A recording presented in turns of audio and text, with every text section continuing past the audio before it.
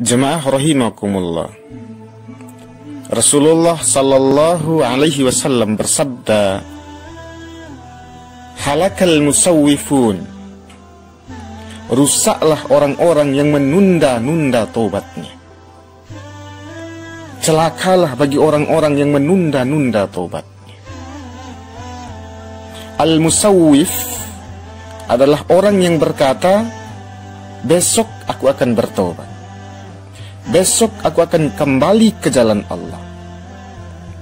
Orang-orang seperti itulah yang dimaksud oleh baginda Rasulullah sallallahu alaihi wasallam. Dialah yang rusak itu, dialah yang celaka itu. Maka perhatikan saudaraku, jangan menunda untuk bertaubat. Cepatlah kembali kepada Allah. Kalau selama ini kita sudah lari menjauh dari Allah, kalau selama ini kita sering menentang aturan-aturan Allah, maka fafirru ilallah, fafirru ilallah, larilah kembali kepada Allah. Kalau tidak sekarang, kapan lagi saudaraku? Menunggu besok atau lusa? Kalau menunggu saat usiamu sudah tua baru bertaubat, apakah Allah sudah berjanji kepadamu kau akan dihidupkan oleh Allah sampai usiamu tua? Kita tidak pernah tahu saudaraku, besok atau lusa kita akan dipanggil oleh Allah subhanahu wa ta'ala. Kita akan dijemput oleh malaikat maut. Cepatlah meraih kasih sayang Allah. Cepatlah beristighfar, memohon ampunan Allah subhanahu wa ta'ala. Karena janji Allah dalam Al-Quran, wa tubu ilallahi jami'an ayyuhal mu'minun la'allakum tuflihun. Bertobatlah kepada Allah wahai orang-orang yang beriman, agar kalian mendapatkan keberuntungan. Dan dalam ayat lain Allah subhanahu wa ta'ala berfirman, ya ayyuhalladzina amanu tubu ilallahi taubatan nasuha. Hai orang-orang yang beriman, bertobatlah pada Allah dengan sebenar-benarnya taubat. Saudaraku, jangan biarkan dosa menutupi hatimu. Jangan biarkan dosa-dosamu menutupi hatimu dari cahaya kebenaran dari Allah.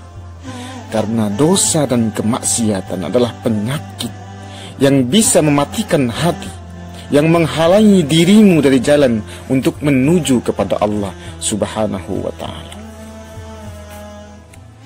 Ulama hikmah berkata, tobat seseorang dapat diketahui lewat beberapa ciri orang itu. Yang pertama adalah orang yang betul-betul bertobat, yaitu dia yang bisa menjaga lisannya dari ucapan-ucapan yang berlebihan, mulai dari menjauhi ghibah, menjauhi adu domba, menjauhi dusta dan dosa-dosa semacamnya. Man kana yu'minu billahi wal yawmil akhir falyakul khairan aw liyasmut. Barang siapa yang percaya kepada Allah subhanahu wa ta'ala dan percaya kepada hari akhir, falyakul khairan aw liyasmut, maka hendaklah berkata yang baik-baik saja. Kalau seandainya tidak bisa berkata yang baik-baik, maka lebih baik engkau diam. Yang kedua, jemaah rahimakumullah, yaitu bisa mengendalikan sifat hasud dari dalam hatinya dan selalu menjaga hubungan baik dengan masyarakat. Yang ketiga, bisa menghindarkan diri dari ajakan untuk berlaku maksiat. Yang keempat adalah menyesali dosa-dosa yang pernah dilakukan dan memohon ampunan dari Allah subhanahu wa ta'ala.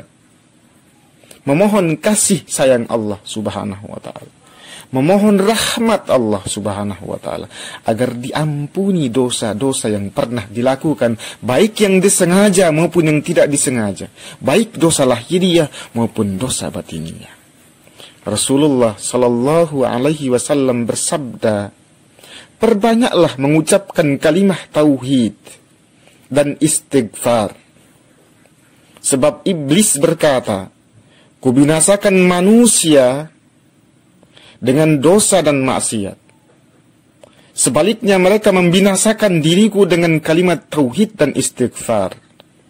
Maka dengan demikian, kubinasakan lagi mereka dengan hawa nafsu, sehingga mereka beranggapan mereka telah mendapatkan hidayah dari Allah Subhanahu wa taala. Sekali lagi saudaraku, jangan tunda lagi.